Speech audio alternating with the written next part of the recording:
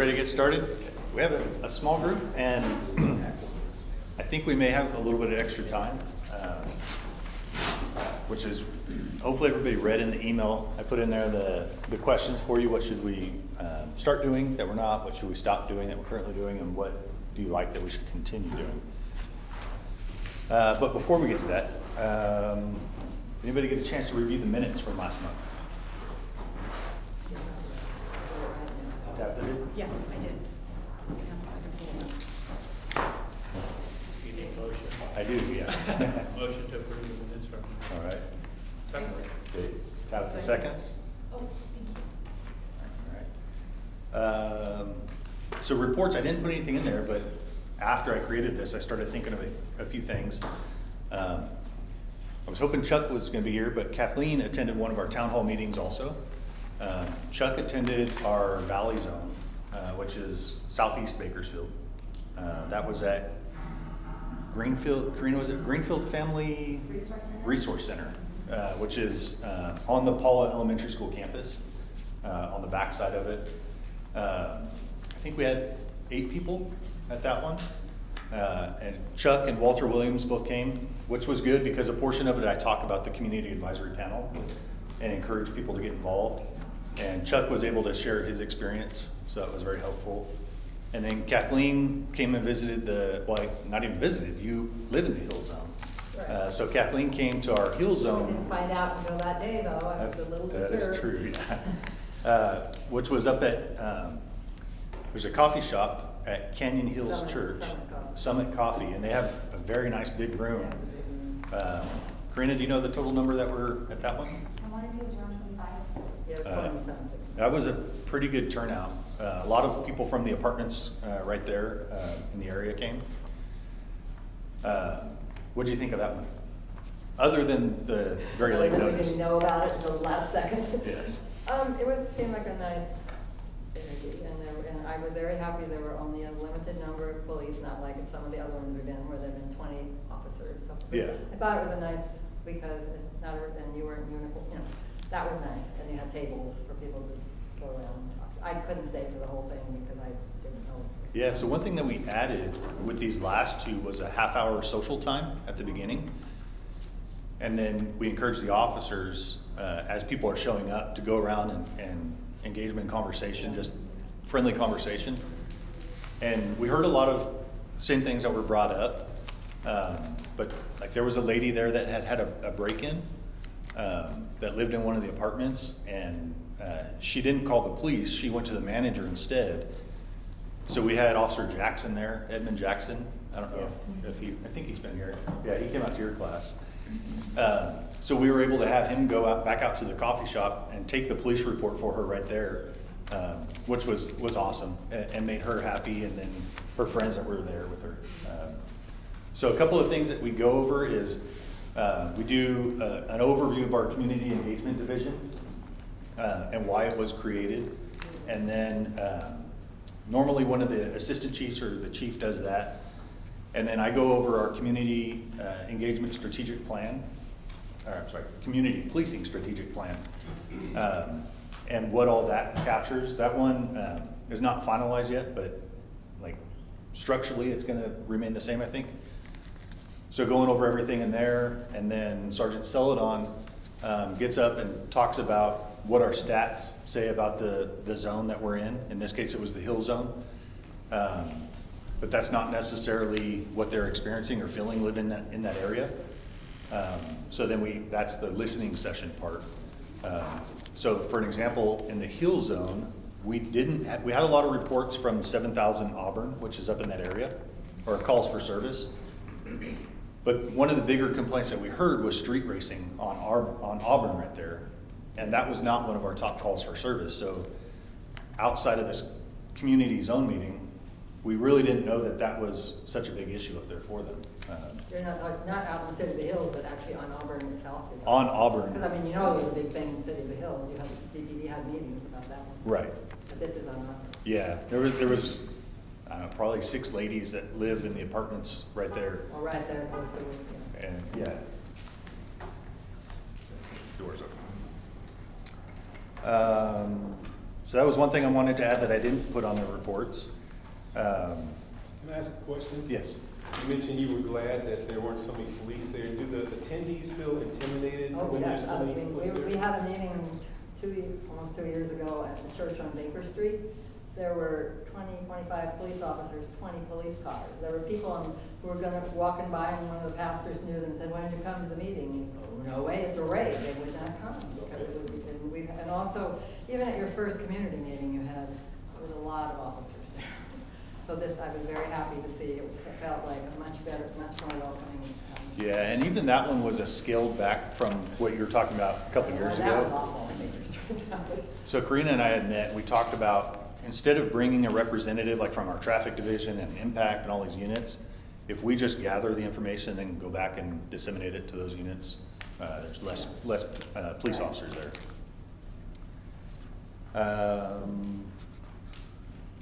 The town hall meeting, so I'm working on starting to organize those right now. Kathleen, were you involved in the, oh geez, the name just escaped my mind. Community Collaborative, when we did that at the Martin Luther King Center? I went to it, yes. It was similar to this where Well, you mean we the- talked about you our mean a couple policies. Year and a half, a while back. Yes, yeah. Well, yeah, Walter helped arrange that, yes. So, the facilitator for that was Dr. Michael Burrows, that used to be at CSUB, now he's at UCLA? USC? UCLA? One of the two. So Chief Terry really liked him and thought he did a good job, so he wants to bring him back to facilitate these town hall meetings for the use of force policies. So we just got his schedule.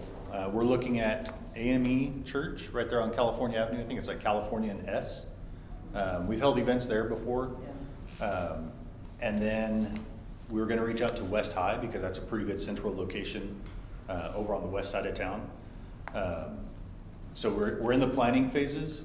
I can't remember, I think I could go back and look, but I can't remember who was willing to attend with us and share your experience on the CAP and all the work that has been put into these policies by our CAP members. So if you're interested, please reach out. I'll probably send another email just asking, or a reminder, if you're interested, to let me know. It'll probably be, sorry, did you have a question or you just? No, no. Okay. So, we're just crashing into the window. So it'll be a panel to start with, and we'll talk about the process of these policies and how they got to the point that they're at now. And then we'll probably break into smaller groups, and that way in a small group we can answer more questions and explain things more thoroughly. But if you're interested, please let me know. I think that was it. Karina, am I missing anything? All right. Any reports from the CAP members? Anybody have anything they want to share? No? All right. I put a few events on there at the bottom under announcements. I believe that they are all open to the public. The Emergency Preparedness Community Event at CSUB is March 14th. That's not a BPD event, but we have staff that will be there. But it's all things for being prepared for emergencies in Kern County. I think all the emergency responders throughout the county will be there. Then that same day, March 14th, we have a bicycle safety event. The cool thing about that is they're gonna have the cones set up for our motorcycle competition. I don't know if anybody remembers that from last year where they set up the cone patterns, and police officers come from all over the country that ride motorcycles, like our traffic enforcement officers, all over the country, maybe just all over the state. And they ride through these cone patterns to see who can do it the quickest. So the cones are gonna be up for the kids to be able to ride their bicycles through there. And you can get your helmet inspected and all that kind of stuff too. And that's at Riverwalk Park from 5 to 6. The next day on the 15th is the motor competition. And that's an all-day event. It says 8 to 5. I think last year they finished a little bit early, maybe like 3:30 or so. Also at Riverwalk Park. And then March 19th is our South Zone, which is Southwest Bakersfield. community zone meeting, and that's gonna be at Berkshire Elementary School from 5:30 to 8. And I think that's all the announcements. Did that spark anybody's memory? Anybody have anything to bring up to the group? All right, so we have 2 policies that we want to discuss the response to the recommendation submitted. One is the use of force reporting and accountability, and Sergeant Bishop is here to go over those ones. You run first, right? Yeah. And then Detective Dodario, which I think you've promoted since the last time you were here, right? So last time he was here, he was a senior officer, just recently got promoted to detective.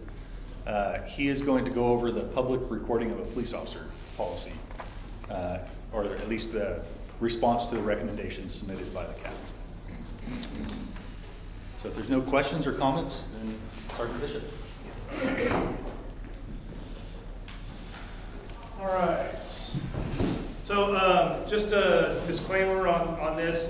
This isn't the policy that I was originally involved in. This is more what Lieutenant Bagby and Quality Assurance did as far as creating the policy, reviewing all of your recommendations, and then coming up with the responses. So in this presentation, I went through the policy, all of the recommendations, and kind of like the previous ones, picked 5 accepted recommendations and 5 not accepted recommendations to go over and explain as best as I can, because like I said, I didn't do this policy. But hopefully it'll give you guys some understanding on what was accepted, what wasn't, and we'll just go from there.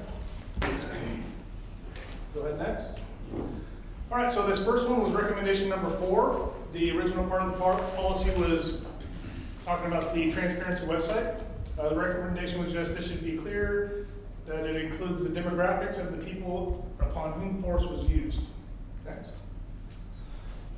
So the response is that we would add in addition to the transparency website section of the policy, so this language was added. That it will also include the demographic of both community members and the officers involved in use of force. Next. Recommendation number 24.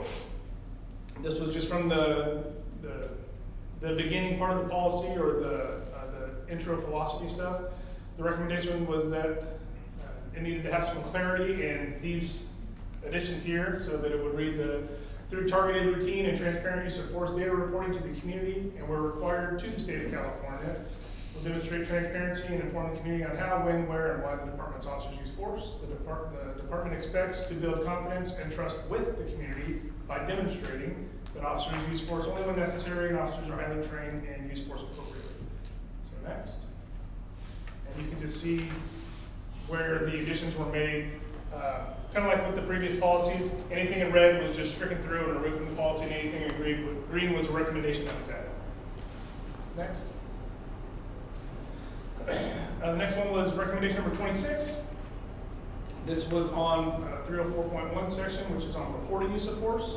And the recommendation was that any use of force, regardless of whether the use of force results in injury or complaint of pain, includes, next. And the response was that that language was changed to any use of force involving any of the following, regardless of injury or complaint of injury. So remove this language here and reworded it to sound more clear there in green. Recommendation number 39, this was on level 1, minimal uses of force. The recommendation was to clarify and make sure it's consistent with the main use of force policy and all throughout this policy. This was a reoccurring recommendation, it looked like, was for consistency. I know this has been a conversation that we've talked about with other use of force policies too, to make sure that the language aligns across the policies, which is it's a big task, but it is important. And so I'm glad that you guys were able to help us catch some of these things. So next. The response was that BPD will ensure that the main use of force 300 policy terms and definitions are consistent across these policies as well. So this is from the use of force policy, some of the changes that were made, but this is the same language that is going to be modified into the reporting and accountability policy as far as it goes with the definition of minimal force. Next. Recommendation number 45 was regarding the responsibilities of officers, specifically witness officers. The recommendation was basically just that it's contradictory, that in this last statement, supervisor has the authority to require a witness officer to provide a use of force statement at any time as part of the supervisor's investigation and at the supervisor's discretion. So the updated policy removed at the supervisor's discretion. Next. Now we're getting into the not accepted sections of the responses. So this first one was on witness officers. The recommendation was that all officers should report observed uses of force, regardless of whether excessive or unreported. Only excessive or unreported force should require immediate supervisor notification. And this is for controlling force, so lower level of force. Next. So the response was that this statement aligns with the judgment and the law. Witness officers reporting requires more downtime for officers in the field. As such, requiring reporting for witness officers must be balanced with the severity of the incident and/or circumstances. For low levels of force, requiring them to write additional reports is unnecessary.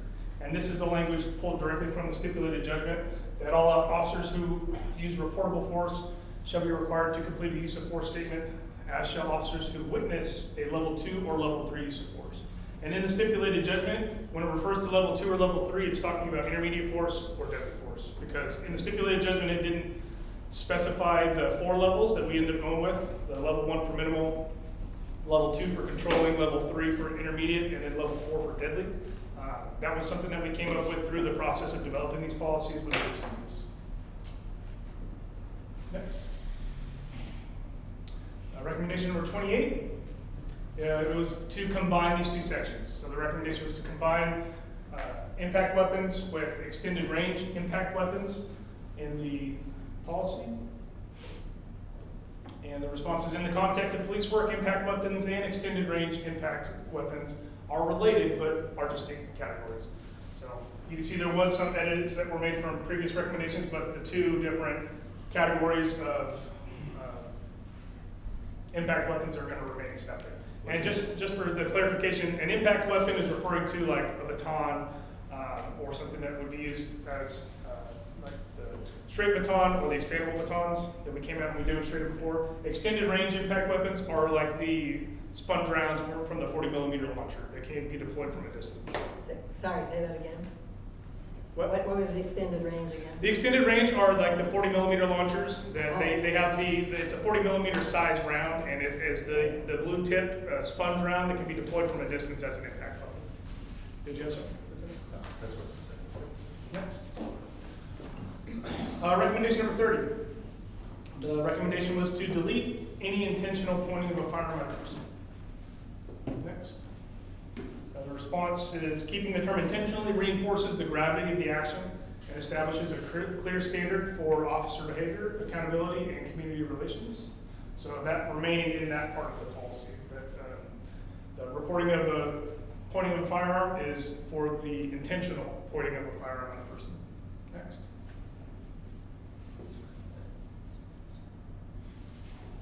I shouldn't be scrolling like that. I think it's because the previous presentations were such longer text that we had to do that. Apparently I forgot to print it off. Recommendation number 50 is to clarify for taking photographs. Photographs taken of any areas. What happens if the injury was on a private part of the body? For example, a woman complaining of pain to the breast due to a control. Next.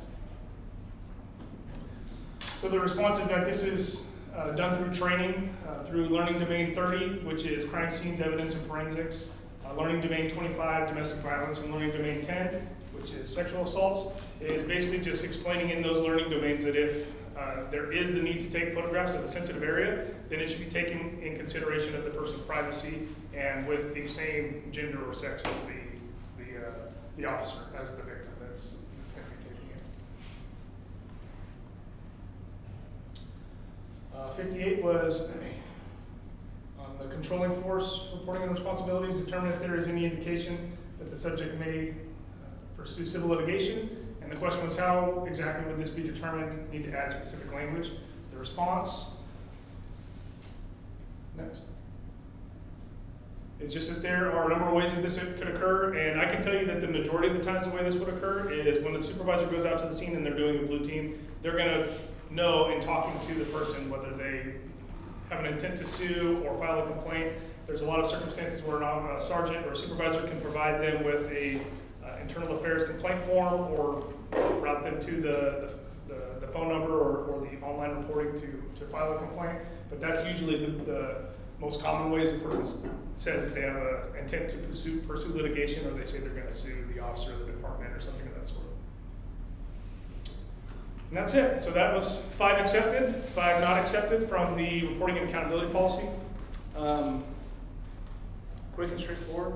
Any questions on any of them? I think there was like 62-ish on this one, recommendations.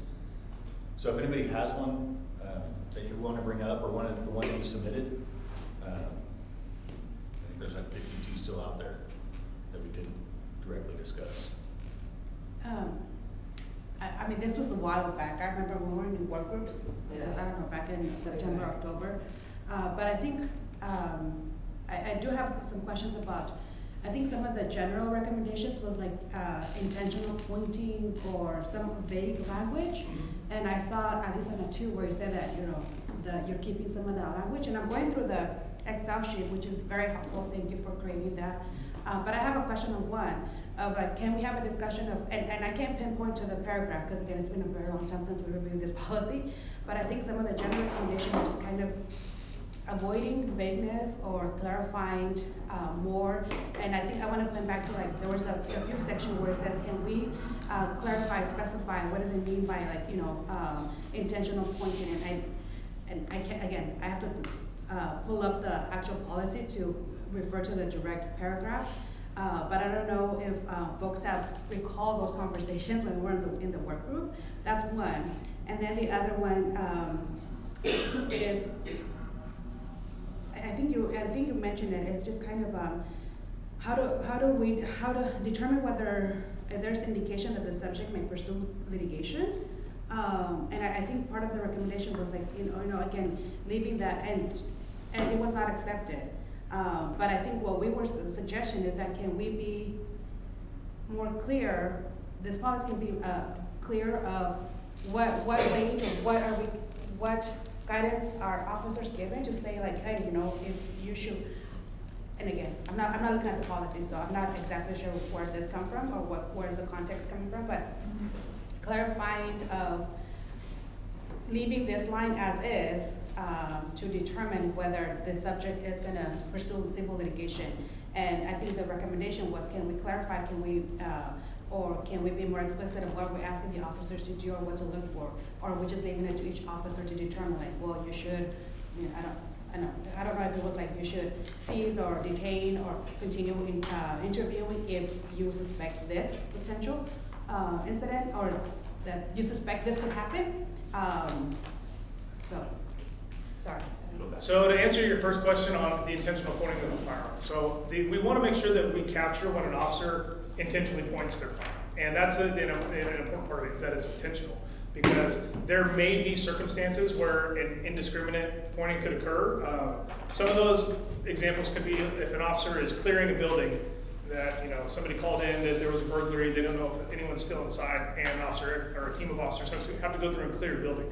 They may be clearing a building, and as they're going through, have their firearm pointed at someone as they're doing the building clearing. And it may, if it's not intentional, that wouldn't require a reporting of a low level use of force, like a level 1 minimal use of force reporting, if it was an accidental pointing in that circumstance. So it's only if the officer has the intent to point their firearm at someone, which it says in the use of force policy, and don't quote me on the exact language, but that they anticipate that deadly force may become necessary. So an officer should only be pointing their firearm at someone if they anticipate that deadly force could become necessary. They shouldn't just be pointing it at anyone for low levels of resistance or for nothing. There needs to be some justification that they are pointing their gun at someone. That's why it is clarified that it's the intentional pointing of a firearm that we want to capture in the reporting. Does that make sense? Or does that answer your question? Yeah, we discussed this back in December 10th. Why back? I just cannot buy into that word intentional. As much as I want to, I just cannot buy into that. I mean, that's just my personal opinion, but it is what it is. So maybe I'm confused. What do you What do you use It's the word? intentional, how can you, it's very difficult for me to understand how you can unintentionally, even though you just gave us an example, how you can unintentionally point it, it's still pointing at somebody. Mhm. So maybe a different word, like what you said, the real reason is it's because you expect deadly force to be necessary. Right. So maybe because unintentional it sort of felt, to us it felt like intentional is sort of, it's like a game. It's like a word they're using I mean, I know it isn't what you were doing, but that word is used, I mean, to think of it's unintentional, we're gonna say, what is unintentional? What does that mean? It was just very confusing. Well, I think that, like the example that I gave where officers are clearing a building and, you know, someone But runs we out. would have never thought of that because of the way you worded it. We would have never thought that. But to us, intentional meant, that would be intentional to us because we didn't know it had anything to do with deadly force. Probably, I don't think anybody's seen our firearms training, right? I know, Eugene, you did the simulator. So when we train at the range, we have a position pointing the gun down like this called the low ready. So that's like, essentially you're ready, but you don't anticipate having to use deadly force at that time. And it's not until the buzzer goes off or the range master tells you, then you raise your gun because you're gonna shoot these targets. So like John's example, like when you're clearing a house, you're not clearing with the gun out, it's at the low ready, but you could still, we call it like covering somebody with the barrel unintentionally. But at that point, your finger's not on the trigger, it's indexed up on the slide. And you're just clearing with it down, pointed at the ground. So kind of like the taser discussion a little bit, like, so if we say any pointing, then the question comes in, like, was that force warranted when it was an accidental deal, right?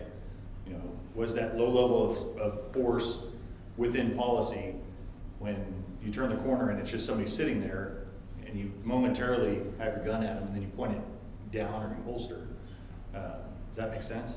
It does, but I think it just opens up to subjectivity because, oh, I didn't intentionally point it at him, I didn't mean, you know, So one thing you have to consider now that is much different than just a few years ago is it's all on body worn camera, which is part of the review of the sergeant and the lieutenant that review those uses of force.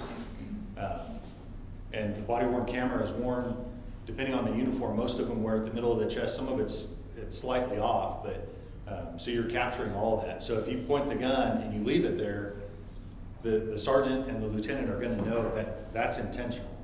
You know, it does not appear accidental or momentary at all, like you're clearing and then like, oh.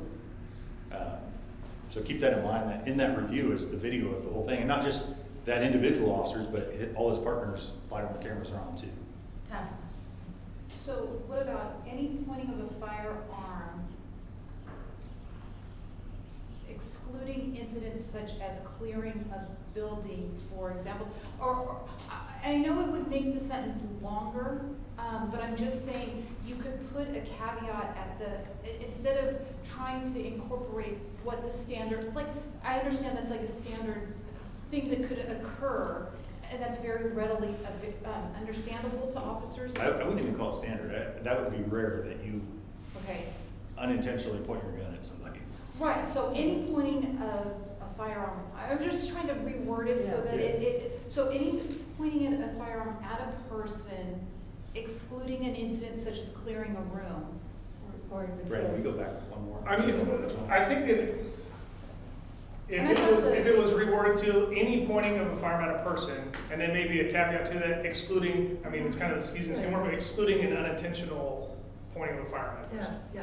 That would Yeah. I mean, it's kind of the same thing, but just No, it worded is. a little bit different, Really so that helpful to it, understand. so it sounds like we're capturing everything, but if there's an unintentional, we call it flagging sometimes, you know, but you're supposed to have muzzle discipline and know where your gun's pointed at all times, but working in dynamic environments, you know, people are coming in and out of scenes, you're clearing buildings, there's a lot of circumstances where you may unintentionally turn and flag someone with your firearm, and then whenever you pause it on body camera, you're pointed straight in at someone, but you didn't intend to because you didn't think that deadly force was going to become necessary, they just happened to be in the way of where you were moving, or something like that sort. Do you think, Kathleen, because that's a bolder statement to say any point of a firearm and then list like The ones that are exception, the- yeah, either list the exception or say intentional meaning, comma, meaning, when deadly force is assumed to be possible. I mean, one way or the other, either you can list the exceptions, or you can qualify that give a definition of intentional. Meaning, meaning what you just said about, meaning there is the probability of deadly force is necessary. Yeah. Whichever way you like better, but one of them would really help, because none of us understood. Yeah, We that, were that all- that makes sense. So we want to make sure that it's clear and it's easy for the officers to understand and be able to follow, obviously, but also whenever the public reads it, we want to make sure that it's clear for all of you in the community to understand as well. So I think it's something that we can go back and look at and reword and see if Yeah, there's a either better way way works for me. This is one to of the- articulate that and have it clear in the front end that any pointing of a firearm at a person is a reportable use of force, and then have a caveat or an exception to that for unintentional circumstances. Okay. And then Rose, what was your second part of your question? Yeah, the intention, what did I say? Yeah. Sorry. It's been a while. There was another one we talked about. There was another one that you mentioned there, but I did highlight the other one. I It was read this- the intent to pursue litigation. Oh, yeah. Oh, the Oh, yeah, litigation. yeah. So again, and even in our current policy, there is language that it becomes a reportable use of force if the person, even with very low level, body weight control that doesn't result in injury, that might not rise to the need for a blue team or a supervisor investigation now. If they say that they have an intent to pursue litigation, that requires the sergeant to go out and to do a blue team or a use of force report. So it's the responsibility of the officer to report to their supervisor if they get that information. If the person says, I'm gonna sue you, or whatever language that they use, I don't think that it would need quotes of exactly what the person says in order to spark reporting. I think it's good to leave it a little bit vague in that aspect, because if the person says, I'm gonna sue, or I got a lawyer, or whatever else, if the officer perceives that they have an intent to pursue litigation or to sue, then they should be reporting that to their supervisor. I think that's gonna be the most consistent way that the reporting gets to the supervisor, other than them going and doing the use of force interview with the person after use of force happens, and finding out if they say they're gonna sue, or they're gonna hear from their lawyer, or whatever language it is that they use. The officer, if they get that information, they should be reporting it to their supervisor. Okay. Any others? That folks have? Any other clarifying questions or anything on the reporting policies? I think there was one about, and it was not accepted, that's why I raised it. It's, we had asked to clarify that opportunity to comply after notice was issued. I think we wanted a little bit more clarity as like, is it like, is it timed, or like, what is it? Do you know How what would recommendation officers that was? understand that they had enough opportunity to comply with the order? Do you know what recommendation it was you're talking about? I can see if I can pull it up. 304.2.2. 304.2.2, the policy, Yeah. but do you know what recommendation it was that you're talking about? Is it 10. 10?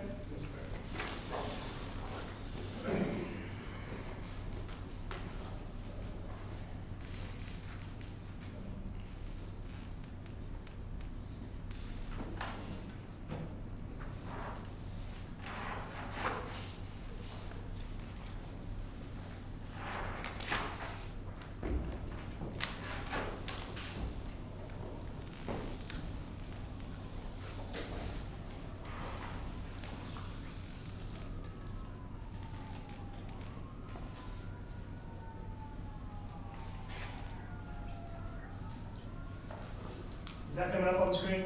Yeah, Yeah. something is, can't read it. Now it's bigger.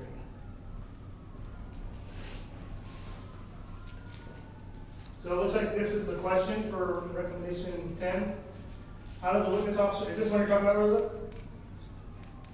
How does it work? How does a witness officer know that the primary officer has failed to report the use of force? No. That's not there. Again, 22, maybe- didn't you say 22? I see number, no, it's 10. Does it You're at have one of 22. these cap Oh, recommendations? no, I'm looking at the Excel numbers. No, never mind. Oh, That's, okay. So- 0.04. Go up to number 4. 24, Randy, can you zero. scroll to number 4? 24? It's, Okay, so it's, Just 4, right? 2024-04, 08. 08. Okay, there we go. I would suggest clarification changing this one. Yeah. I would suggest a clarification changing the sentence to Opportunity to comply after the notice was issued and prior to the use of force if no verbal warning is given. Can you scroll over to the right? Doesn't have this specific policy section. The specific part of the policy was it? It does, if you scroll back over, Okay, scroll back over. it should have Yeah, I have the policy. the section number there. Just got the wording of this. Oh, yeah.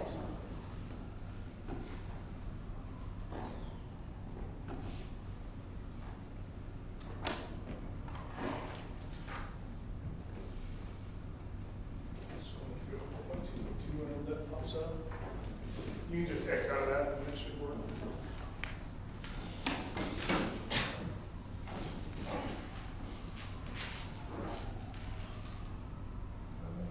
Use of force reports, is that the part? 304.2.2? Yeah. I think it was talking about E, section E, so. Whether verbal warnings were provided and whether the individual had an opportunity to comply after the notice was issued and before an officer used force, and if no verbal warning was given, why one was not feasible.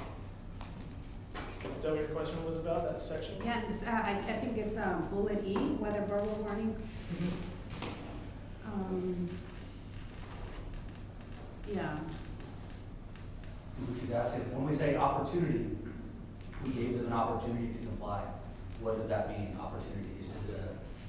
Is it a matter of seconds? Is it? Yeah, Is that what you're asking, that's what your question is? yeah. It's gonna go back to the reasonableness standard. Like, was there a reasonable amount of time for the officer to allow them to comply?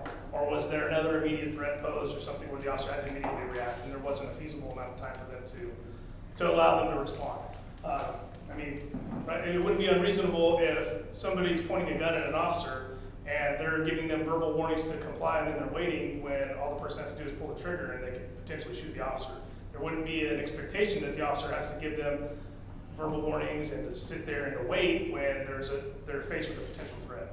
So. I think we understand that. I think more in general, especially for people who are dealing with maybe a crisis, a mental health crisis or language barrier or something, and was it enough time to say that, oh, you had an opportunity to comply and now I'm pointing a gun at you?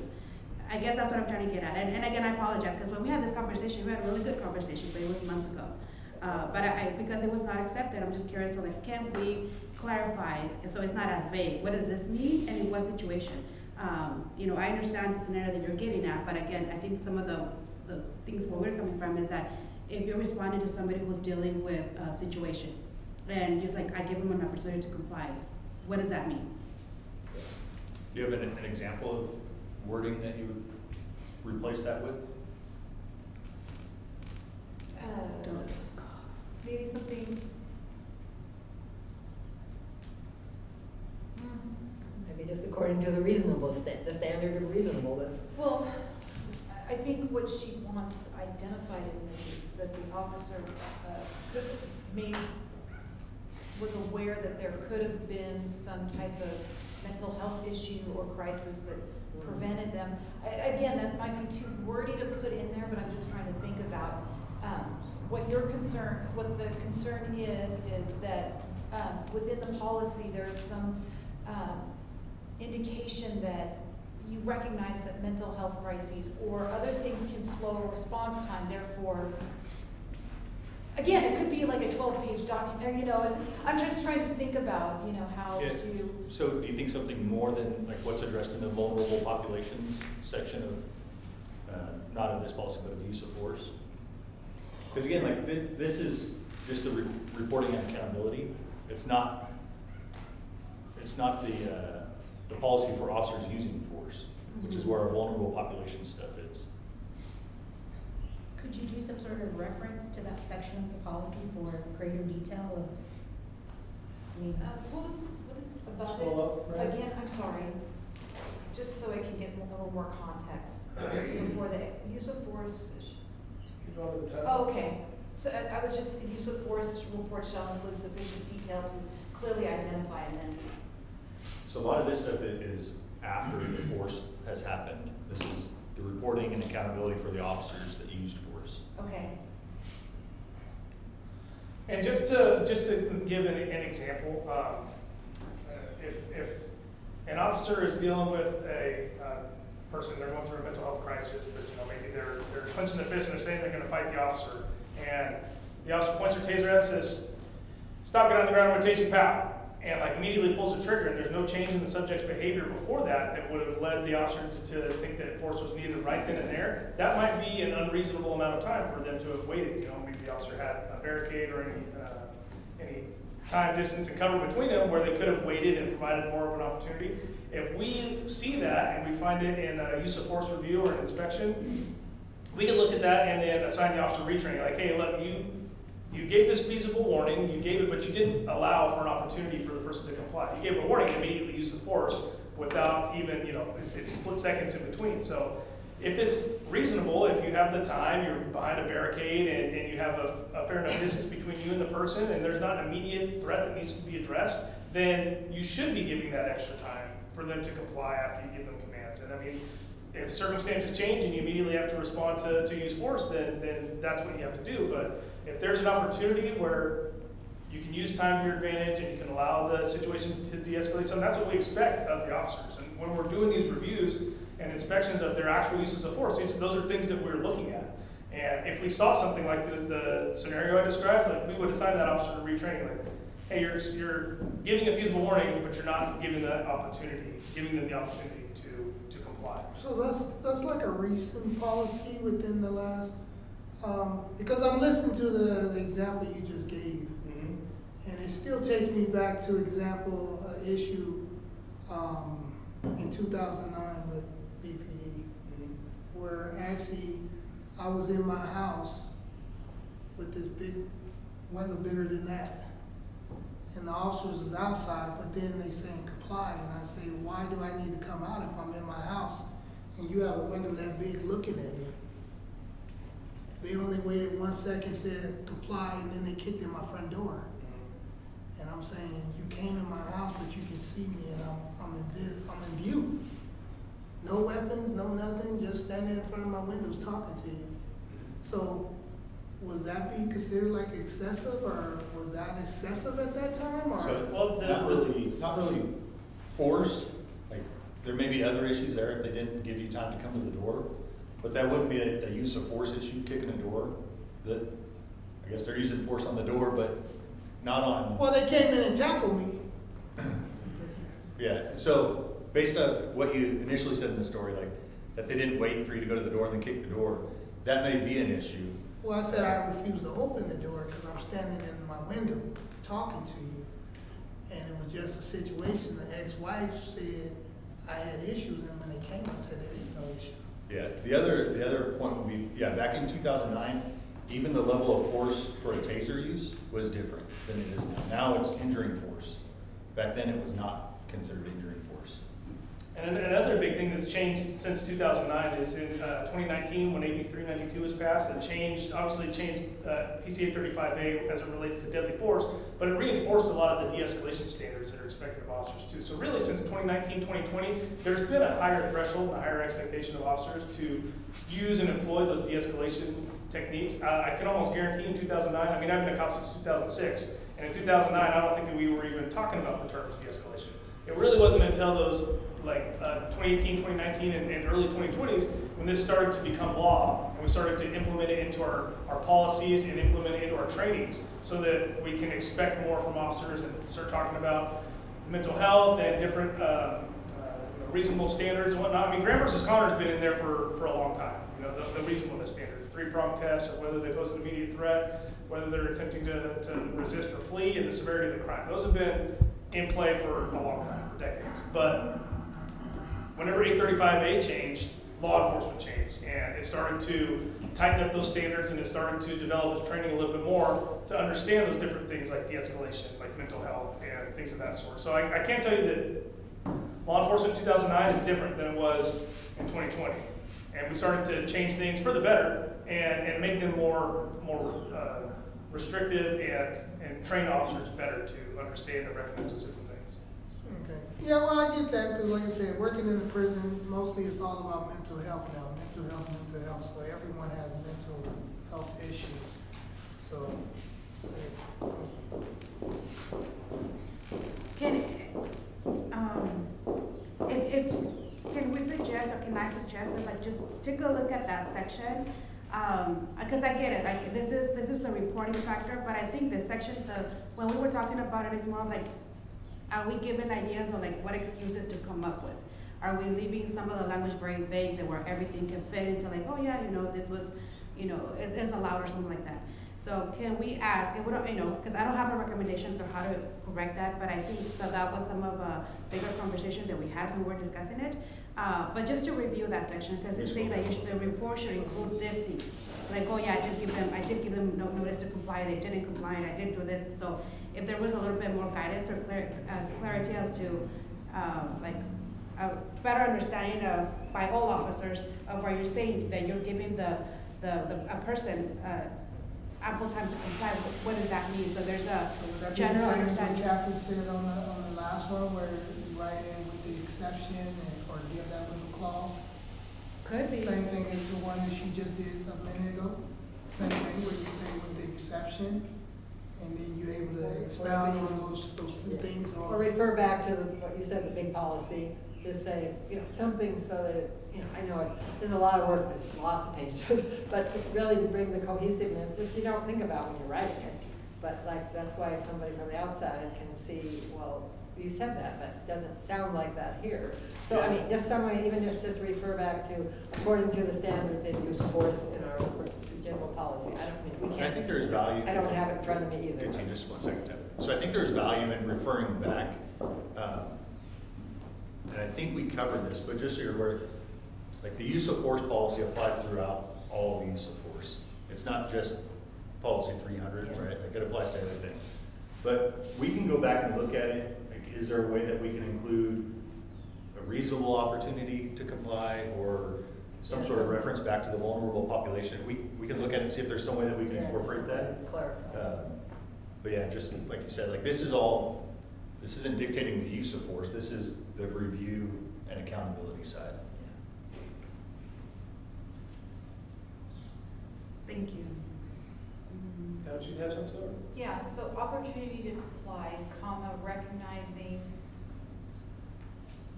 potential mental health or language barriers issues. Something, I don't know, something It's something to qualify. like a parens, or just some caveat put within there that says, Can I ask you a question, Sergeant Bishop? Yeah. So like in these scenarios that we're talking about, the use of force is depending on the actions of the person. It's the danger to the officer or to somebody else. It has nothing to do with the time. It's what the officer is perceiving at the time. You could say 2 seconds, you could say 20 seconds, you could say 30 seconds, but it's completely dependent on the actions of the individual and the officer is using force of. It's not a timing thing, it's a response to a stimulus. So, to be fair to the officer, to advocate for the officer also, implementing finite timelines like that makes their job so much harder and could potentially put them in harm's way. I think what we'll go back and look at is there some sort of guidance that we can give to the sergeant or lieutenant that's reviewing this to ensure that in the review, they're considering the vulnerable population? Right. Not necessarily, sorry, my daughter must have been late to a class today. So not necessarily the application side where it would involve the officer, but more guidance Yeah. maybe to the sergeant or the lieutenant in the review. Right. I'm not sure how we can do that, but we can definitely go back. Sergeant Bishop and I meet with Lieutenant Bagby and find out is there a way we can manipulate that little section E to include a little bit more guidance? Or even if it's just at the beginning of the section, we say, like as consistent with the main use of force policy, these the following sections apply to reporting. But that way there's at least a qualifier at the beginning that everything that we're talking about has to remain consistent with the main use of force policy. So it's not picking and choosing specific things, but that way it's clear that all of this has to be consistent with the main use of force policy.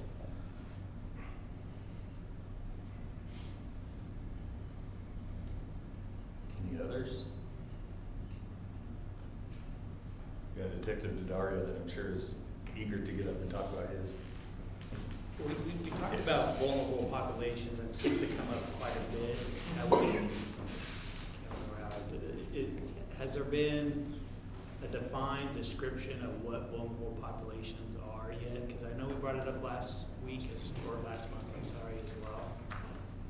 Yeah, and I'm glad you brought that up, because in one of the last CAP meetings, I know Stephanie brought up consistency between the policies, right? And the definitions of vulnerable populations, making sure, because there was a change where it went back to just using the definition, in the definition section from the government code, 7286, has the definition of a vulnerable population where it is. It's like elderly, children, people with mental or developmental disabilities. But what's not included in that section from the government code was English language proficiency or people hard of hearing, things of that sort. So in the definition of a vulnerable population, there is the consistent, across all the policies, we went back and checked. There is the consistent definition from the government code. However, in policy 300, there's an entire section devoted to vulnerable populations. Right. So in there it lists way more, and it includes all of the language from the stipulated judgment, all of the definitions from the government code, but also people hard of hearing, English language proficiency, and things like that that might make someone a vulnerable population, or might want an officer to have a little bit more patience or time or understanding that they might be dealing with someone that just doesn't understand what they're doing, that can make them a vulnerable population. So there's that entire section in 300, but I know that we went back and we made sure through all the policies, use of force, handcuffing and restraints, conducting energy weapons and control devices, that there was a consistent definition. There was no changes. And then everything that is addition to was all in 300. That's 300.14, I believe. And it's all listed, all the different vulnerable populations and the different types. The only one that varies just a little bit is in TASER, because TASER has sensitive population, which is a group of people that they have not tested the TASER on. So it's like pregnant women, children, adult, And low. Yeah, body- sickly or low body mass individuals is one thing that's added into the sensitive populations for tasers from the manufacturer. Sickly or low body mass individuals is something that they haven't tested the taser on, and so they consider them a sensitive population. So what we did there was we talked about what TASER says a sensitive population is, but then added that you should also consider whether or not the person's a part of a vulnerable population, to kind of lump it together with the definition that we have in 300. Maybe we can bring that to the next meeting and just pull it up so everybody can see it. I think we can, just to kind of finalize the change that you guys recommended for us to go back and look at, and the update that we made. Yeah. Probably don't have to wait till the next meeting. We can probably send that out.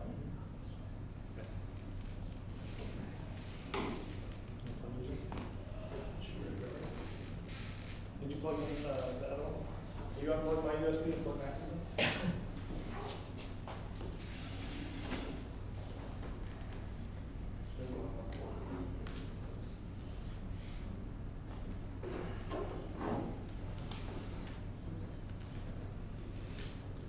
We turn lights on at all?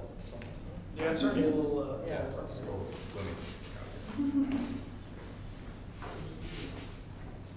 Max is all about the audio.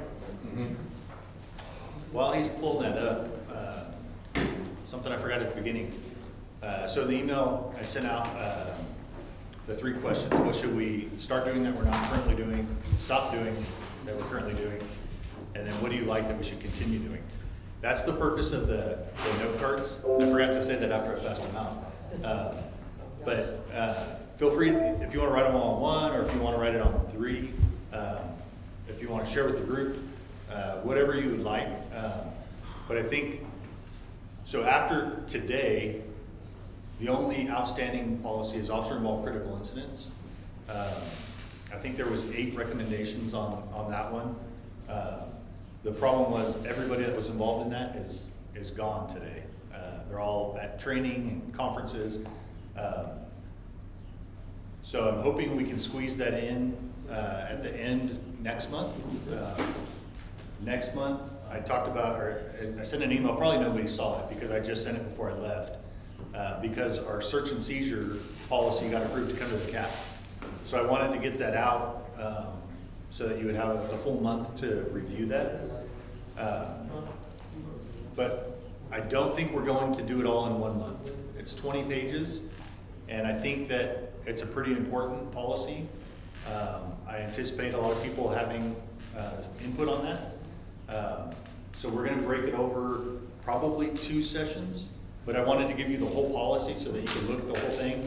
That way, like, if we only give you half, your questions may be answered in the second half of the policy. But when you get back to your computers and you look at your emails, you'll see it.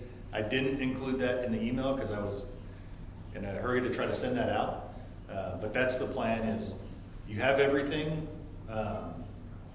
well, not everything. Because it just got approved, I wanted to get it to you. Adia didn't have a chance to do her policy review guide. She is still gonna do that, and we'll send it out. Also, the lady at the department that does the YouTube stuff she's also at training. So I sent you the video file to play. I am gonna have her posted on YouTube so I can send out the link. It was just, like I said, like half the building is empty this week. So all that's coming, and when you see the 21 page, I think, policy, just remember, like, we're gonna break that over 2 meetings to go over it more thoroughly. So we're gonna switch to a new way where we read it ahead, we have it right ahead of time, and we talk about it before, in the meeting, we're gonna discuss it with you and ask Correct. questions. Yes. Is that right, like we did that one time? Yeah, so. Rather than have it months and way apart. Yeah, so you'll have, We'll have the- in the email, you have the policy, Right. and then you have a PDF of the PowerPoint, as well as the video talking about essentially like the presentation, but just talking about it. So hopefully everybody gets a chance to review that ahead of time, so then, most of the meeting, or 100% of the meeting, will just be talking with the team. But you're gonna do the PowerPoint in the meeting? Hopefully not. We'll have it available for reference. We'll have to see, I mean, I have time, but people who work full-time. Yeah, so we'll have it available, and we'll be able to play the video if anybody doesn't get a chance to watch that. But the idea behind that Most is, of the time for discussion. yeah, to clear out the meeting space for discussion. And we'll break up the recommendations as well into 2 sections. So the 2 sections that we review and discuss, we'll go ahead and submit recommendations on those first and then review the next section. Because I think that'll make it a little bit easier than trying to do the whole big lot. And I think it'll also help BPD be able to respond more timely, breaking it into 2 sections. Because if we have another kind of use of force thing where it's like close to 400 recommendations, it's gonna be really hard for them to get back on a timely basis. So breaking it into 2, I think makes it more manageable for you guys as well as for them. The structure of that policy, Max, correct me if I'm wrong, but it's administrative stuff, and then searches of persons, and then searches of residents, and searches of vehicles. So ideally, we could get through the administrative stuff and searches of persons in 1 month, and then the following month, do searches of residents and vehicles, to split it even down the middle. So and then we do recommendations after that meeting. Well, So you'll have a Yeah. whole month to do recommendations. But we're on still those having to wait on it. Then will they then take 2 months before you get back to us again? yeah, well, because our teams have to go back and I know, but rework the that's not policy. solving the problem. We're Well, I still- mean, you we want won't, them like to- tonight, we couldn't remember. I mean, it's not. Well, good. that also was because we were already behind in terms of use of force, but now it's one policy we're working at a time. Yeah, But we'll if you try. want a We'll try, thoughtful but it review, doesn't sound good to me. where they have the chance to review the recommendations, provide the response and explanation as to why they made the decision, they need to have a month to be able to go through those. So, Yeah. I mean, if you wanna have the reference documents, be able to see their thought process, so then we can have the same thoughtful conversation, respecting, and I understand the fact that these prior, policies have taken time, but we're basically starting fresh. There's nothing coming before it, and we should be able to meet that timeframe. I think it's really important that they have the opportunity to look at, Well, they research, have. and respond. And you guys have a chance to look at that too, so you're having this type of productive conversation. So I think we'll be able to meet this, and you guys will have responses in a timely manner and not have the overload of having other policies at the same time. We're just working on search and seizure. There won't be anything else coming out while we're working on search and seizure. We'll give it a try. Great. Okay, So before I break down recommendations and the feedback, the policy received a total of 22 recommendations. As I went through them, I saw they fell into a few distinct categories. Obviously, some recommendations came from members that weren't present during the initial rollout, and that's understandable considering that, if you didn't receive certain information at face value, you're gonna comment on it later when it might have already been covered. But the themes I noticed were, I don't wanna call it excessive, but the mission of the policy was to offer instruction to the officer as to how they should govern themselves while they're being recorded. It's instructional. And you think when you're given instruction on something, whether it's written instruction on building furniture or instructions on how to do a job, we tend to favor brevity and blunt language. So I tried to keep to that theme because as someone who works a lot of overtime and is out there probably more frequently than I like to be, and working with the frontline officers, I see the need for brevity and bluntness in these policies whenever it can be achieved. This is definitely a policy where that can be achieved. It is not nearly as hard to navigate as use of force or search and seizure will be. I wanted to embrace that and keep it as concise as possible with respect to this particular topic. The other thing is that the nature of this policy is restrictive. It's restrictive to the officers and it endows the civilian. I think that's a new approach compared to the other policies you've seen. I know a lot of our recommendations speak to chip away at some, not liberties I should say. We in these conversations tend to end up with more restrictions than we do freedoms with respect to officer conduct because we want it to be ironed out. This policy, at its inception, the bones of it was taken from 2 additional agencies who had gone through consent decree and evolved something that mirrors this policy very closely. It is by its nature very restrictive. So when I saw verbiage that sought to make it not even more restrictive, but just tend to elaborate on the restriction, I didn't favor it. I thought it was restrictive enough as is, and any additional verbiage works against my initial point, which is I want to keep it short and instructional. So I didn't want you to think as I go through this that I broad-strokingly dismissed any recommendations. I read them all thoroughly, and I arrived at the same conclusion for all of them. In pursuit of a brief and instructional policy, I didn't accept the recommendations, but we'll walk through as the whys through this PowerPoint. Okay, so just a recommendation. Forgive me. So I'll reference bolded language and strike through. The actual bold and strike through didn't translate into the PowerPoint when we reformatted, but I'll work from memory. Add the bold language and delete the strike through. So the policy endows civilians and onlookers the ability to have the right to witness, observe, record, photograph, and or comment on officer conduct. The suggested verbiage was to include stops, detention, searches, arrests, or uses of force. So, in my opinion, further clarifying the types of conduct, it actually adds room to the conversation for there to be avenues of police work that aren't covered. So if we're covering 5 areas of conduct, there could be a 6th or 7th that we didn't address. And then you'll ask, well, why didn't you address those? Limiting it to simply conduct is broad stroke. They can comment, photograph, record all of our conduct. I think that term allows a civilian with more power than any further clarification as to conduct would. So that's why I chose to keep it that way. Next one, right? Next. Second recommendation. Members of the public, including media representatives, have an unambiguous First Amendment right to observe, record, photograph, and or verbally comment on police duties. Next. So, the verbiage essentially, it colloquializes the public as to include all media representatives, or all civilians including media representatives, just not as lengthy as the prior one. Next. Again, so I aim for brevity. The initial language covered the same points, the same personnel are included, and that's why I got the same language from the initial copy. Right. The seizure and destruction of a recording device without a warrant or due process may violate the individual's 4th and 14th Amendment rights. So the policy does address that any seizure of equipment does require a warrant. That's further going to be elaborated on as we proceed next month into search and seizure regarding the seizure of evidence and items. So that is building up to an argument that is not going to live in this policy. That will be governed elsewhere. Next. Members of the press and general public have the same rights in public areas, and no individual is required to have press credentials to report police activities. Next. Okay, so in the initial policy, we already said that those rights can be enjoyed by the members of the public regardless of the setting, so long as it is a public setting. It was unnecessary clarification. Next one.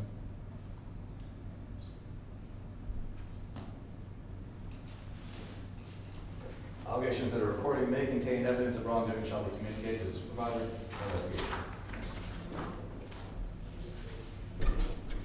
We address that line specifically, and with respect to supervisor accountability in the policy itself, it does speak to the existence of misconduct on a recording device and how you should report to supervisor in the original verbiage. Thanks, Brandon. Max, what does that look like? I think we've covered it before, but somebody's sharing. If somebody reports misconduct, how do they share it with the department? So for the sake of digital submissions of evidence, we employ community requests, the Axon portal, so it allows the member to directly upload from their device to the cloud. Our cloud, for the lack of a better term, is evidence.com.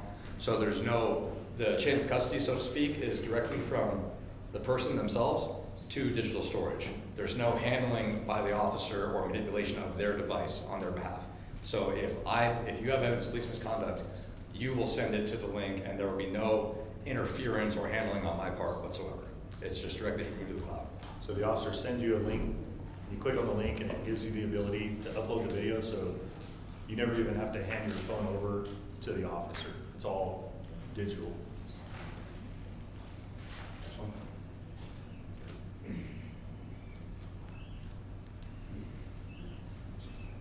Blackburn. Officer shall not interfere with the recording of police activities unless there's a legal restriction applicable. Okay, next. So, that verbiage, as I read through it, it stood out to me because that was outlined ad nauseum in the initial policy. Once it paints the picture as to what the legal standing of a person is in a public place where their actions are permitted, I didn't see the need to go any further or reaffirm. And again, reaffirmations only speak against my philosophy, which is to keep it short and brief.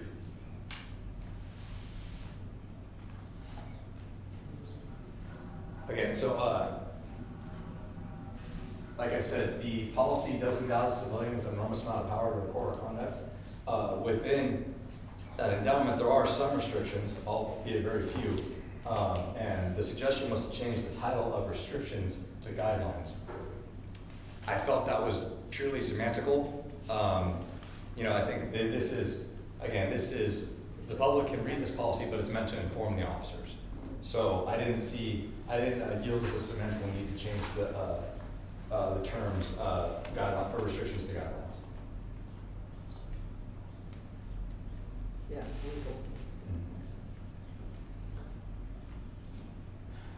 Revised 437.3 explicitly mention California Penal Code for non-regular media access to unrestricted areas. So, with respect to media involvement, that's a practice that's governed in additional policies.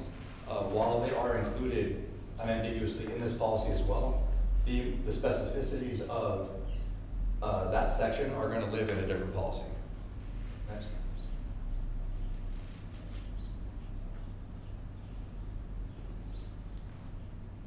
So, it got brought up in the recommendations that they wanted to see the explicit mention of photographing. And I think when we use the term recording in today's age, we refer to a media recording or a video recording. But recording simply means placing an item on record. That can be a photographic record, that could be a written record, it can be a digital record. So recording is a more all-encompassing term to include photographing itself. And I just felt that the addition of photographing just, again, it lengthens the policy unnecessarily when it's stuff that's already been governed by an additional term. Right?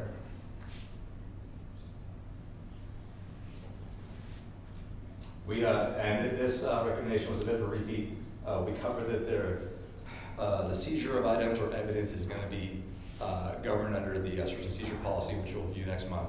And that'll outline for you the policy, the procedures in which all officers must engage in to lawfully obtain a piece of evidence from a person.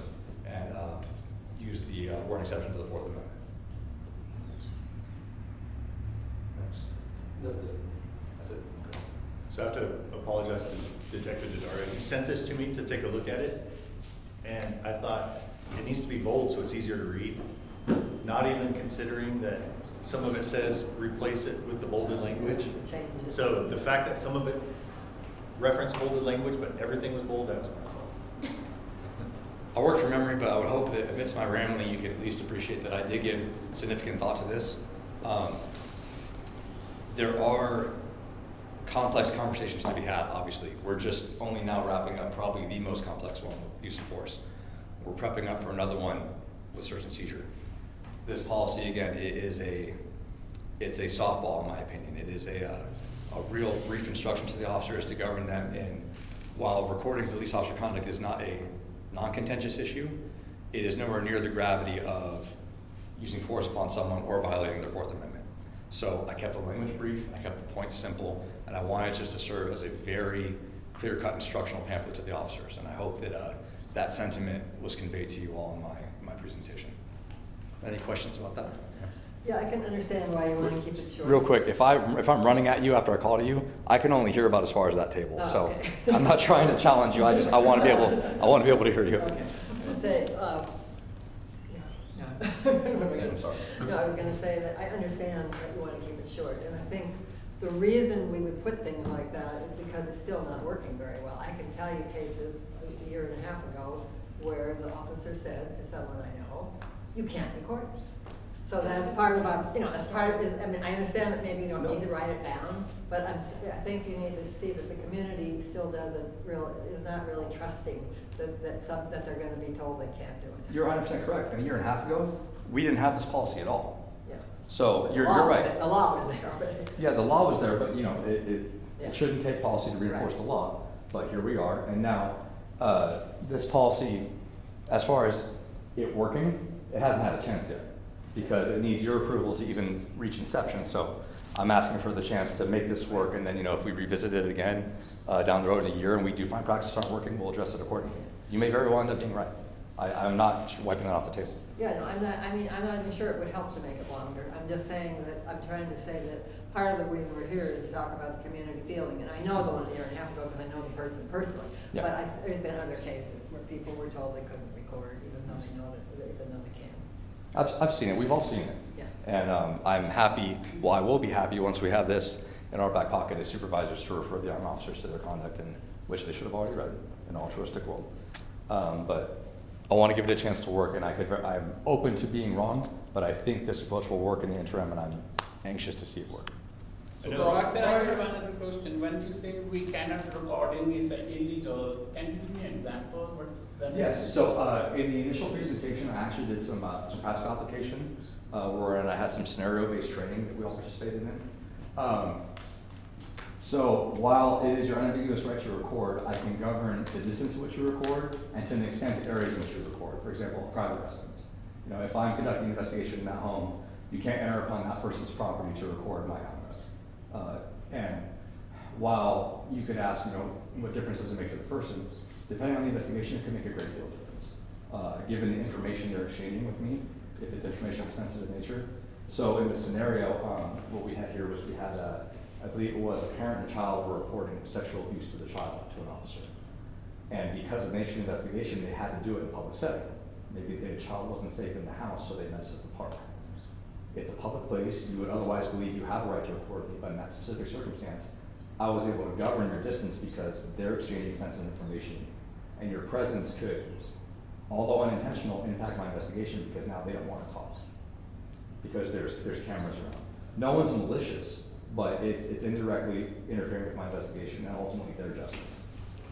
So the victim can record though, right? If somebody stopped the car on the road, right? So that he can record the whole conversation, right? Yes, and there's very few but significant officer safety risks. So like, for example, if you're recording and your flash is on and it's in my eyes, I can order you to cease that because that could also just be a tactic. And then in crowded environments where the recording is more an interference tactic, granted that takes a lot of articulation and it's not very common, but you'll see when we pursue subjects through crowds of people, maybe at street racing events, it's very common for individuals to step in front of us and record. Yeah, they probably do want a video, but the real intent is to obscure what's going on behind them. And that would be another outlying circumstance where I could order the recording to cease, or otherwise stop the person from recording. So there's a person here. Never mind. They're being nice to me, John. Oh. Yeah, what about in a situation where someone is informing the community member of their rights while they're meeting? Would that be considered tampering with the investigation or interfering with the investigation? For No. example, you're arresting this person and I'm like, hey, you have the right to remain silent. You have the right to that kind of stuff. No, unless of course the victim specifically communicates to me, hey, can you get this guy out of here? I can't talk to you if he's here. At that point, they summon me there, they're entitled to law enforcement service. If you're preventing that, even indirectly, like I mentioned before, I would remove you. Or at least I would inform you to just place yourself further away. So the balance is, you have the right to record, but you can't interfere with the investigation. Right, so I'm just trying to get clarity. Yeah. Avoid that. Were you here for the initial presentation? I was. So we talked about just good taste. Yes, there's the unambiguous right to record, but with the sake of obtaining information from a victim, I have to take into account the law, the victim's mindset, and also just general human good taste. Like if the case is sensitive, like I mentioned before, and you're screaming, yes, you're informing them of their rights, but you don't know the full story of what's going on. So, and again, that's not something that would incur criminal intervention. I would just simply say, hey, sir, trying to conduct an investigation here, could you either lower your volume or place yourself maybe an additional 20 feet away? I know in watching a lot of the videos, I mean, some of them we get a kick out of watching, unless it's BBD, then we're embarrassed sometimes, but generally it's poor communication in establishing the boundaries that Detective Dodaro was talking about, where if the officer would just clearly say, like, most of the time they say, stay over there and you can record. Well, what does over there mean? Or even like, generally people are pretty bad at estimating distances. So they'll say, stay 20 feet over there. Well, who's 20 feet? Where I think like if people would just use physical objects as a distance, if I'm sitting here talking to you and somebody's recording and I tell them, please stay where that table's at, you can record from there, but don't come any closer because then that will be interfering with this investigation. I think that would solve a lot of these problems. But in the heat of the moment, we see a lot of officers that just say, stay over there, stay over there. If you get any closer, you'll be arrested for interfering with my investigation. I think it comes down to more a communication issue than a policy or a law, where if the officers would just speak English and not police language, it would help. Yeah, in a real world environment, typically when I work overtime, I occupy like a low-level supervisory role. So while the investigations are ongoing and I see crowds forming, I kind of play coordinator a little bit. And like the lieutenant said, it is very beneficial to outline very clear geographical restrictions. Like, hey, but I understand you're right to record, but do me a favor, this is your boundary right here, this curb line, or that tree line, or that fence post. As long as you stay back there, we have no problem. And typically it's almost like herd and cast out. It's like a Jedi mind trick, but. Prior to the existence of this policy, what was the go-by for your office? So we had a policy governing First Amendment assemblies, and it was more protest oriented. So for example, like it governed officers' conduct when responding to like an organized protesting event, not infringing on their right to speech, excuse me. And that really, it was a more narrowly applied version of this policy. So again, it has to be a protest scheduled or unscheduled. We dealt more with like property law, like if they are obstructing a business door, something like that. Not nearly as much detail and couldn't be nearly as universally applied as this could. It still does live because I think it is healthy to have a policy that addresses organized events. But this policy definitely is the catch-all in terms of like all those what-if scenarios for smaller levels of conduct. After that policy, when the law changed, we issued a pocket reference card, and that was the extent until this policy. And the reference card was basically something that the officers could recite to somebody to give them a lawful order to stay where they're supposed to be at, wherever they're not interfering at. So now it'll be codified in policy instead of pocket reference card. That policy also put officers in some pretty awkward positions because, you know, we all wear the badge, but the youngest person that wears a badge right now is a 21-year-old who is stepping into this role now where he's between an angry mob and a business that they're protesting. And he's expected on scene to govern the actions of both. It's a pretty, he or she, excuse me, it's a pretty heavy task. And that policy made its best attempt to govern that officer's conduct, like say, hey, you can do this, you can do that. But it was pretty terrifying. This is way more explicit, and I think in reading this, you, as the officer, would have a much more confident sense of what your capabilities are, and also where you need to defer to a supervisor. Because really what that last policy did, it did a disfavor to the officers because it put too much on their plate. Anything else, folks? All right, I appreciate your time and your effort and recommendations. I'll see you next month for search and seizure, and it'll be a heavy load, but we can all power through, I'm sure. It is not nearly as, we're not dealing with the taking of life much like we are with use of force, it's the taking of property. So hopefully that's a less intensive exercise for all of us, but it'll be fun, I'm sure. Thank you. What is your name again? I didn't get it down. Detective Daddario, first name Daddario. Max. So I know you all were busy listening, but going back to the start, stop, continue, did anybody have any ideas coming in here that you're willing to share with the group? Yes. I would like to start having more time for direct sharing about community issues, about related to that policy. So that Okay. if I had an experience with a community member, and it's about, search and seizure, let's say, that there would be a time when I could say, this actually happened. And how would be, I just want to make sure the policy will address that kind of situation. And just in general, being able to talk more about community issues. Yeah, I like that. I think that's a good idea. How long do you think we could block out to do that?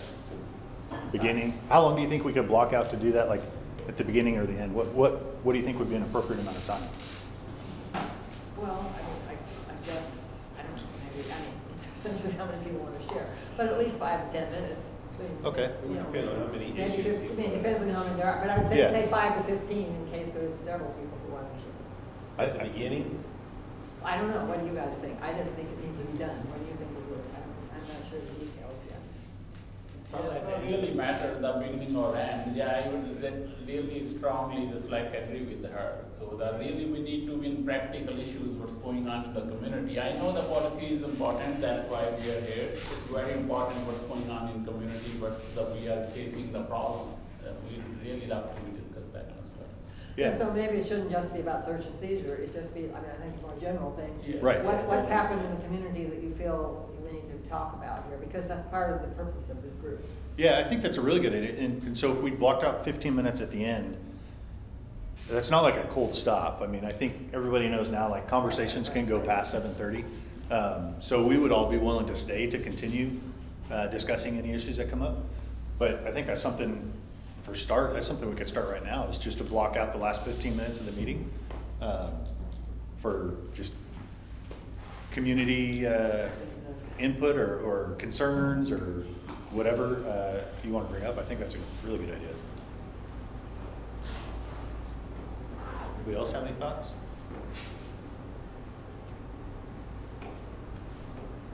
So the action items that I have is we're going to go back and discuss the word intentional, the pointing of a firearm, and see if there's a way that we can capture the same thought but worded. I think like the recommendation was just to say any pointing of a firearm and then put the rare qualifiers after that.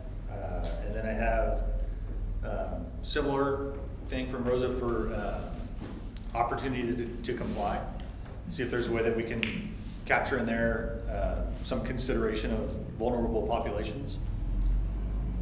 And then sending, Dave, did you want the whole use of force or do you want everything that talks about the vulnerable populations? Because Vulnerable populations, just so we're consistent throughout the policy, because when we did the initial read, it was not consistent.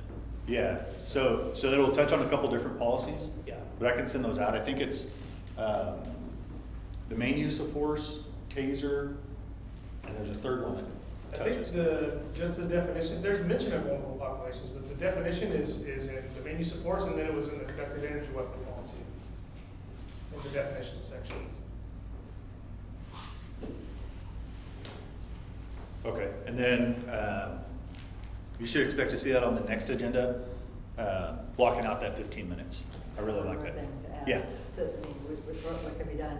I think because, we found out so late about that community meeting, I'd like to have seen more coordination between whatever Karina's group is doing with, that we would know ahead of time what's happening, and that if you really want a CAP member, they should be asked to come and share, because how would people know what we do?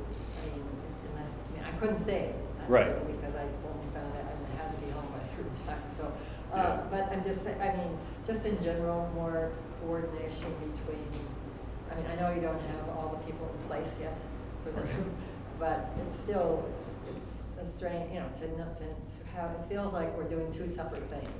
And I think I think CAP is supposed to be about representing the community, partly we do policy because, that's part of what has to be done, but I think. Yeah, that's just where we're at right That now. just goes with the same thing about the community being involved with all, different aspects of things that are happening. yeah, so that's why I included the next one for the South Zone on here with a little bit more notice.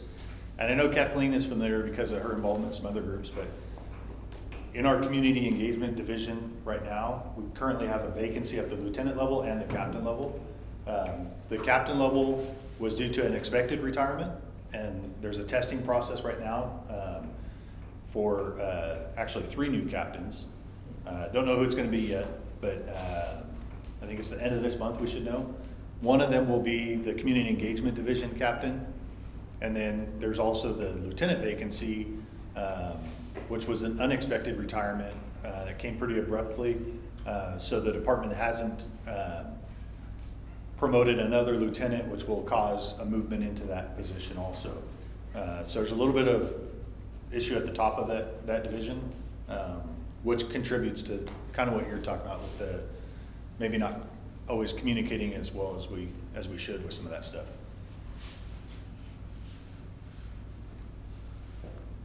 Anything else in closing?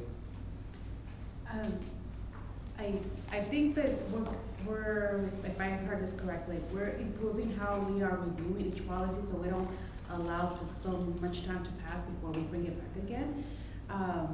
Can you remind me, and I'm part of it because I've been absent in the space, but so right now we're moving to having, because I think we will love this conversation first, even before we submit our recommendations. So that's how we're starting with this new policy, right? The search and seizure? Yeah, so we started it with the last couple last year. I would say like with public recording, we didn't because that was how long is your policy? Like 6 pages? It was a very short one. So it seemed almost unnecessary. I know it was different than what we started doing, but because it was so short, we thought, well, we could just show up in person to talk about this one and still have plenty of time to work on it as a group. But there were a couple at the end of last year where we released the video. So it was like the person in Detective Daddario's position doing a voice recording over a video of their presentation. Yeah. So we released that, the policy itself, and then ADIA does the policy review guide. So we released that a month in advance so that people would have a month to review everything. So then the entire CAP meeting will just be discussing it like we are now. Whatever part of the policy you want, like coming up, like I said, it'll be 2 sessions. So we'll let you know what the first session for use of force, search and seizure is gonna be. And the whole meeting will just be to talk about that part of the policy. And then the next month's meeting will be to talk about the other. But I wanted to get you the whole thing. That way you can read it and not ask questions that are answered in the second half or vice versa. But the idea is to get to the point where the whole time here at the meeting is just talking about the policy and hearing from you all what you think we should change in it. Okay. But that requires us to be consistent in sending it out a month in advance, the video, the policy, all this stuff. and then for the CAP members to review it coming into the meeting. That way, we're not replaying the video and going over the PowerPoint. But Then we ask for paper copies of the policies, right? yeah, so we're good with providing the paper copies of the policy. I've got that actually out. Because I think it'll save some of our recommendations won't even be done because we've already discussed it. Right. Well, following up with Kathy, and being maybe more deliberate with our community meetings, maybe if we become more involved in the process. I know you said right now you don't have a lieutenant for that division, that area of your department, but maybe as it becomes, we could coordinate and say, like, I live in the Hill Zone, you live in this zone, I can be there on this date, or, because I live in the Hill Zone too, so, I mean, again, we could, like, the members of the community, the CAP can also work with your agency so that we can have somebody available to also participate and also maybe advertise it with our local area. You know, I could put it out to, you know, members in my community, and so that you get more buy-in, you get more people coming to these events that you're holding. I think like Kathy said, if we have a little lead time, plus we have an opportunity, if you like set up some type of coordination with us, then maybe we could be more proactive with you and be a better asset. Yeah. Karina, do we have the central and north zones calendared yet? Not yet. Once we get those calendared, we'll send them out. The only one that we have currently is the south zone, which is on March 19th. We're trying to confirm the next ones as far as the metro zone, and we're trying to get that one in April, and also our north zone, that's towards the end of April. And Metro would be this area that we're meeting in right now, right? Yeah, so I mean, I don't live in this area, but it's close enough, and maybe, you know, if there's not somebody in the Metro zone, you know, we could at least, like I said, maybe we could also collaborate with you so that we can be available. All right, so 2 more agenda items, or action items.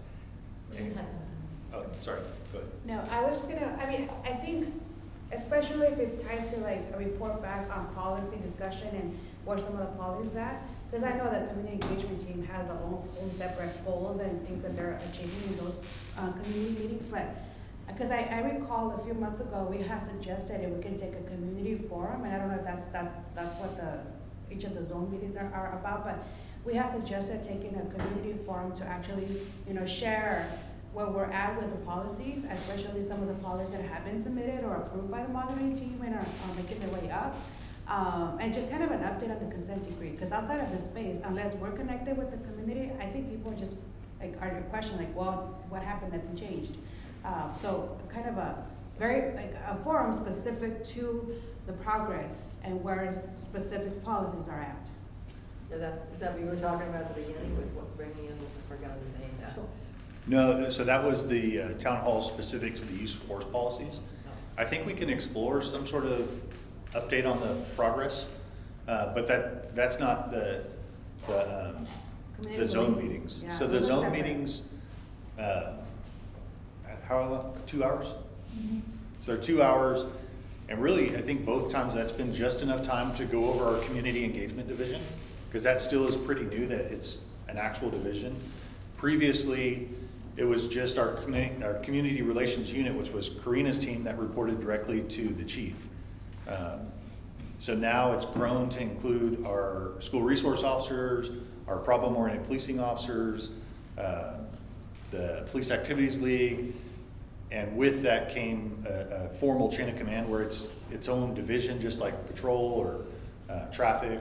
I guess traffic's not anymore. Investigations, but so going over that, and then our community policing strategic plan, and then basically listening session about what's going on in that area. So we would have to plan something differently, but I'm willing to entertain that. We'd have to put that together. What does it look like? Is it a virtual or in-person, or maybe an in-person with a virtual option? Yeah. But yeah, I mean, I just wanted to raise it again because what I'm hearing is a little bit different than when we raised this community forum a few months ago. But it was specific to talk about, provide an update on this work and the consent decree.